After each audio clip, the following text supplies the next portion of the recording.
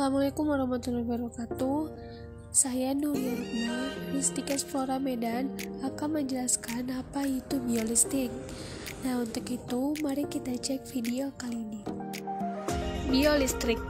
Biolistrik adalah energi yang dimiliki setiap manusia yang bersumber dari ATP, di mana ATP ini dihasilkan oleh salah satu energi yang bernama mitokondria melalui proses respirasi. Kelistrikan yang dimaksud adalah segala sesuatu yang berkaitan dengan muatan-muatan ion-ion yang terdapat dalam tubuh dan medan listrik yang dihasilkan oleh ion-ion dan muatan-muatan tersebut serta tegangan yang dihasilkan. Penemuan biolistrik. Manusia tidak bisa melihat, merasa, mencium, atau menyadari keberadaan listrik dengan inderanya, baik untuk muatan maupun untuk beban listriknya. Baru pada akhir abad 18, hal-hal mengenai listrik diteliti. Histori Yunani kuno, batu amber digosok dapat menarik benda kecil seperti jerami atau bulu. Kata listrik dari bahasa Yunani elektron sama dengan amber. Gilbert, 1600 dokter di istana Inggris, elektrik ataupun membedakannya dengan gejala kemagnetan. Dan masih banyak lagi tokoh-tokoh lainnya. Kelistrikan dan kemagnetan yang timbul pada tubuh manusia. Contoh penerapan biolistrik pada tubuh yaitu dalam sistem saraf. Biolistrik adalah ilmu yang mempelajari tentang potensial listrik pada organ tubuh. Unsur yang terkandung dalam biolistrik adalah kelistrikan dan kemagnetan. Biolistrik di dalam tubuh terdapat pada sistem saraf pusat dan sistem saraf otonom. Penjelasan.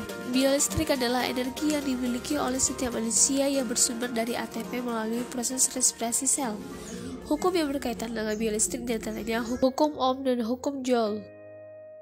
Berikut ini adalah rumus dari biolistrik. Pertama adalah rumus hukum Ohm dan dilanjutkan dengan hukum Joule. Aplikasi kelistrikan dalam tubuh. Pertama, sel saraf. Kedua, neuron. Struktur dasar sistem saraf disebut neuron ataupun sel saraf. Ketiga, suatu sel saraf atau neuron merupakan bagian terkecil dalam suatu skema saraf dan berfungsi menerima, menginterpretasikan atau memakai, dan menghantarkan aliran listrik atau informasi. Keempat, sel saraf terdiri dari tubuh secara serabut yang menyerupai ranting. Serabutnya juga terdiri dari dua macam, yaitu dendrit dan akson. Kelima, dendrit bersama dengan sel tubuh berfungsi menerima informasi berupa rangsangan, dan sensor berfungsi menghantarkan informasi ke bagian sel saraf.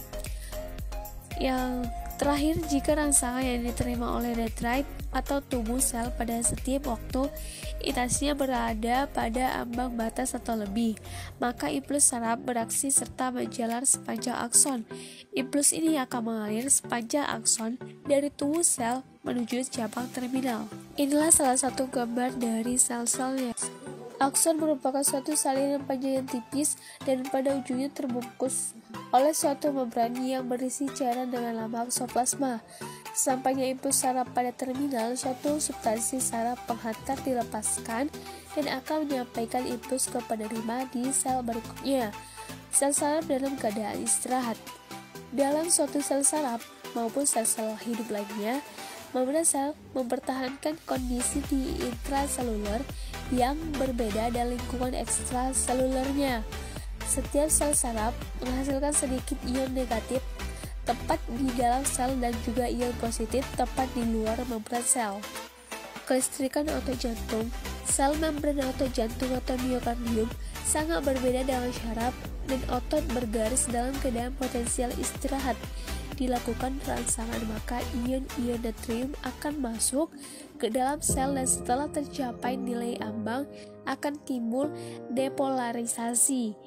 Sedangkan pada sel otot jantung, ion natrium mudah bocor. Elektrofisiologi jantung. Aktivitas listrik jantung terjadi akibat ion ataupun partikel bermuatan seperti natrium, kalium, dan kalsium bergerak menembus membran sel. Perbedaan muatan listrik yang tercipta dalam sebuah sel mengakibatkan apa yang dinamakan potensial aksi jantung.